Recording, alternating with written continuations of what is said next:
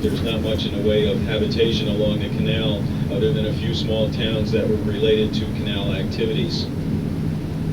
There's another launch going by, probably dropped off another pilot or some crew members. When we get a little further up, we're going to pick up the line handlers for the locks. Now, looking straight ahead, you'll see 3 green lights, one on top of the other, and those are almost look like little lighthouses when we get up there, but they're called range lights. And the pilot lines up on those, and he knows that he or she are in the right part of the channel for going in that direction. And there are various markers along the banks of the canal that are used to align the ship to make sure it's not too far to the right or too far to the left. The bridge pillars are a little more evident now that the sun's come up, and you can actually see off to the left side straight ahead about 11 o'clock. All those lights up in the distance are the expansion locks, much larger than the locks that we're going to. There's 2 tugs up ahead waiting for us, and they will escort us up to the locks there. And a little bit about the bridge. So finally they decided to put in this bridge. The bid was won by a French company called Vinci. And the reason the pillars are so high is the main span has to clear the new supersized ships that are going to come through. So the roadbed is going to be 249 feet above the water, which necessitates a very, very long ramp going on the east and the west bank side. When the new expansion locks open up, the old locks are still going to remain in use. They're not going to be shut down. Ships our size and smaller will continue to go through here. The expansion locks are going to handle something like 12 ships a day of a much larger size. The launch that just went by probably dropped off the cable handlers that came on the ship, the line handlers that are going to take us up through the locks here. And they're only on when we go through the locks. As soon as we get through, they get off and go to another ship. We're coming up to the area where the launches are stored and where the tugboats are parked. You're going to see an awful lot of tugboats. There was a big order for tugboats for the expansion project, which was supposed to open 2 years ago, and so these tugs are sitting around waiting for the expansion project to open up, so they're used over here. If you look really careful over at the new locks, you may see a car or a truck going over the lower gates there.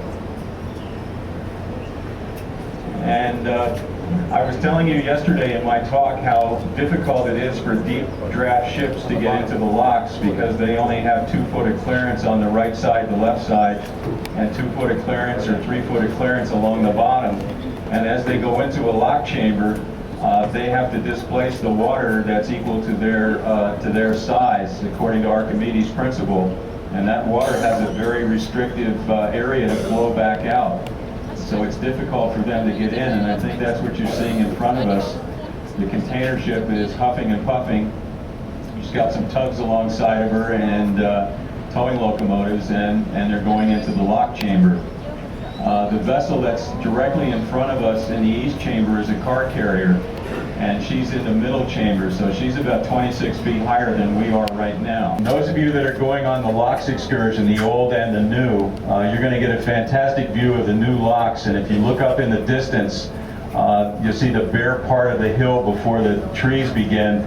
There's sort of a sloping roof line up there. That's the observation platform that you're going to stand in to look at the new locks, and you'll be able to look out across the lake. Maximum size for a container ship that will go through is, you count the boxes across the back, and 13 or less will fit in the canal. Any more than 13 won't fit. With the new canal, 17 to 21 will fit in the new canal. As the water is going to come out, the 26 million gallons of water is going to come out in front of us to prepare that chamber to bring it down to sea level so we can go into it. The locomotives that are lined up on the left side of the center wall with the red lights on, those are going to be our 4 locomotives. We're going to have 2 for the bow and 2 for the stern. And then when we get up by the knuckle where the tire is, those other 4 locomotives on the side will be our sidewall locomotives. And the rowboat doesn't come out for those. They throw a line directly down onto the lock wall and tie up. Okay, the rowboat guys are coming around, and the two fellas on the wall there are going to throw lines down to them, and those lines will go to the forward locomotives. Canal invested millions of dollars over the last 100 years to try to find a better way to do this, and nothing replaces the two guys in a rowboat. And remember, this goes on 24 hours a day, 365 days a year, whether it's raining or not raining. The noise you're hearing is one of the towing locomotives is on the turntable, and it's being rotated onto the towing track there. Now they're coming out, they're going to disappear, you're not going to see them. But if you could see it, somebody's getting ready to throw them a rope from the ship.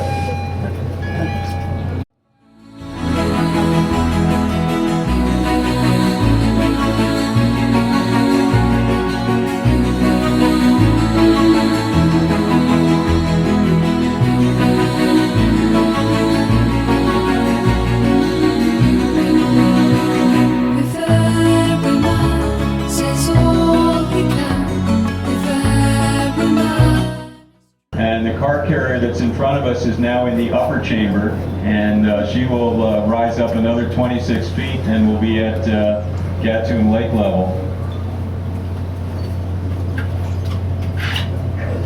Okay, a good picture now is the gates closing behind the container ship.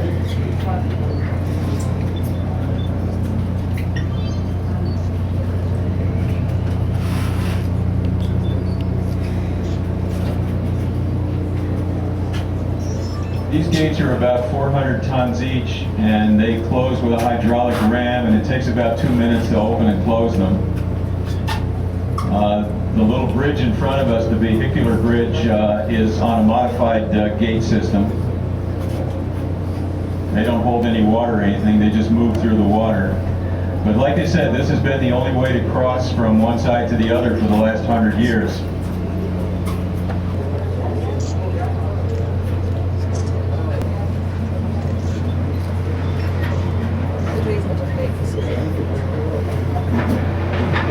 The kids on the West Bank always had an excuse to be late to school. The bridge was slow.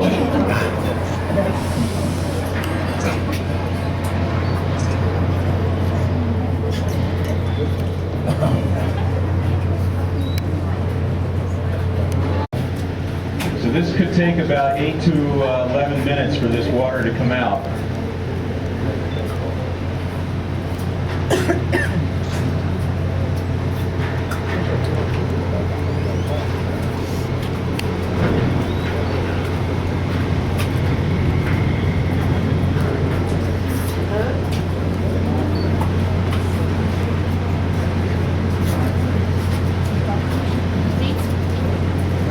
Now, if we were a deeper draft vessel, this current coming out of here would start pushing us around. And so the deeper draft vessels have two tugs on the side pushing it against the lock wall so it doesn't get washed back down the channel. And the locomotives on the center wall are also holding us fast.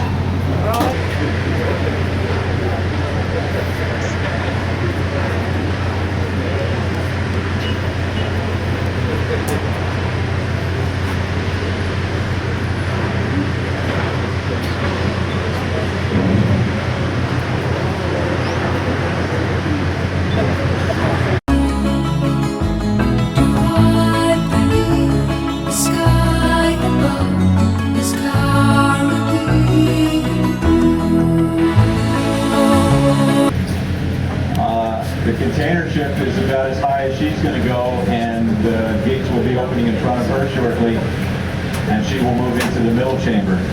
So she's about 28 feet higher than we are right now. You got a good picture next door of a container ship taking off. She's definitely using her power. I don't know if any of you noticed it, but one of the things that the ship's crew had to do yesterday in Cartagena was tuck in the lifeboats. Our lifeboats actually stick out too far to come through the canal, so every time we come to Panama, the day before, they have to reposition the lifeboats and pull them in a little closer to the ship. If you're impressed by the clearance of the container ship next to us, we're exactly the same width.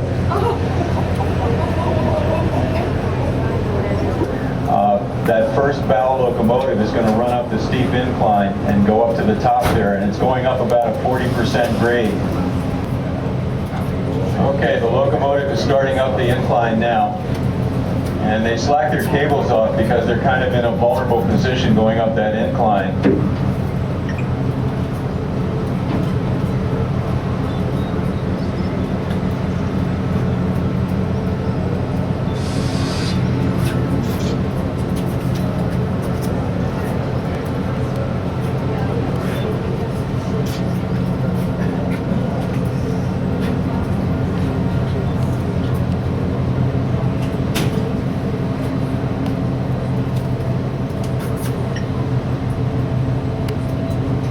Okay, and then when it gets up to the top, it re-tensions the lines, and then the two stern ones will come up shortly after. Remember the tiles on the side of the wall? You can see them. They tell the pilot how far it is to the gate in front of us and how far we've come up the chamber from the gate behind us. The yellow numbers on the poles are how many feet it is to the next gate, because we do have to put the brakes on before we get there, and we have a lot of momentum, so.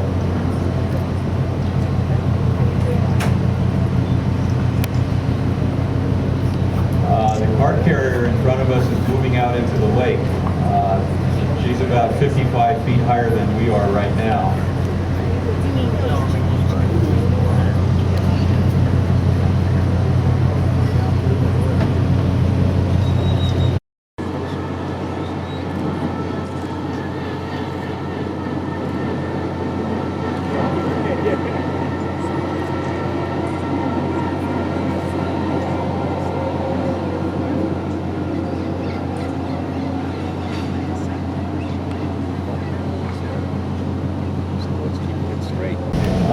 I see our photographers up here. If you look ahead, they're on the wall about 11 o'clock there. They're setting up with the video camera.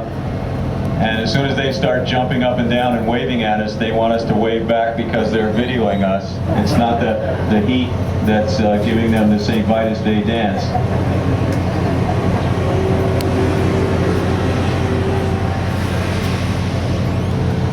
There's another locomotive coming out of the control house now. That's a nice picture if you can zoom up there.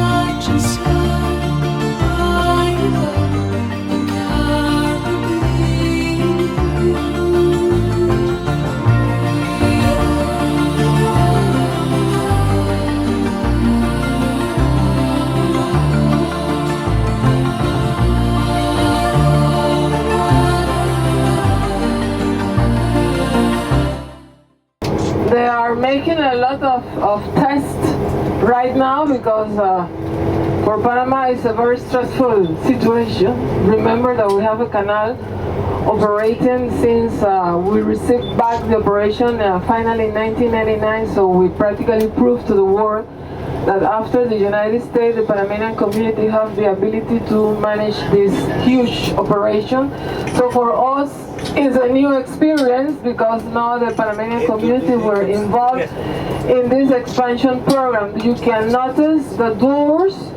That is going to be the sliding doors, the one with the orange ribbon through the doors. The expansion have the same quantity of doors that the actual canal is operating right now. We have 16 doors, 8 are located at the Pacific side, and the other 8 are located here at the Caribbean side. The doors were built in Italy. And of course they have to build a special platform to transfer those doors from Italy, Europe area side to Panama. Through our constitution, it's established that Panama is a free religious practice country. So when you want to come to Panama and you want to raise your family from your original religious community, we are not against no one. And the Muslim, majority of them live here on the Caribbean side, and the Jewish live on the Pacific side. The formal language of this country is Spanish, not English. So my English is not 100% excellent. I'm going to try to give you as much information as I can. This is the Chagres River. Yeah, because we are in dry season, so you can imagine that in Panama we have to take at least 2 showers every day, one in the morning and the other one is before we go to bed. Cemetery, in honor of the 22,000 French guys that died here when they were building the canal, the French canal in the 1880 until practically 1900. Remember, I just shared with you that Mr. Ferdinand de Lesseps, when he arrived in Panama, he didn't count in the situation of the environment of the country, and that is the reason that so many people die in this first experience construction in our country.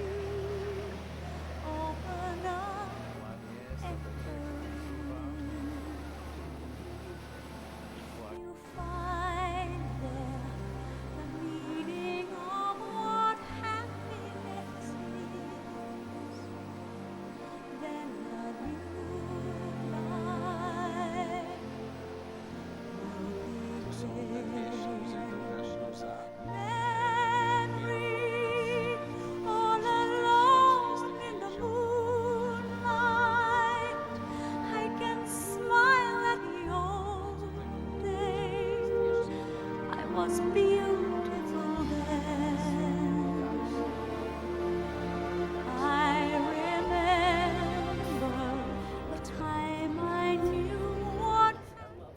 skyline of Panama City. Okay, we're going later to that area used to be a former army base of the United States.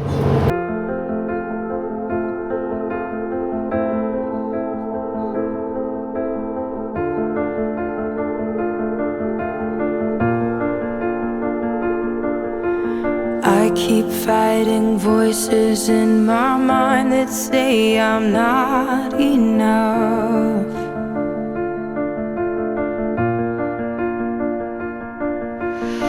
Every single lie that tells me I will never measure up.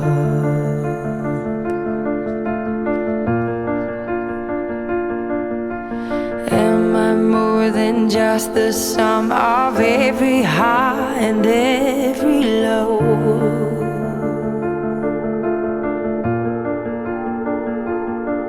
Remind me once again just who I am, because I need to know. Ooh, oh, you say I'm loved when I can't feel a thing. You say I'm strong when I think I'm weak. And you say I am held when I am falling short. And when I don't belong, oh, you say I am yours. And I believe, oh, I believe what you. Welcome to the Cathedral Plaza or Independence Plaza. The church behind me is the former church of the Catholic community. The reason that we have this blocking the entrance is because we have this Mr. Gago, is one of the, he belongs to one of the richest families in the country, and he raised more than $20 million to restore the 7 churches that we have here at the Class 1 City. The cathedral is one of them. Feel a thing. You say I'm strong when I think I'm weak. And you say I am held when I am falling short. When I don't belong, oh, you say I am yours. And I believe, oh, I believe what you say of me. Oh, I believe.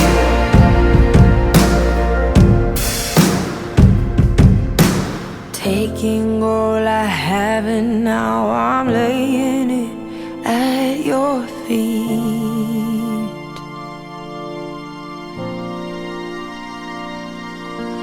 You'll have every failure, God. You'll have every victory.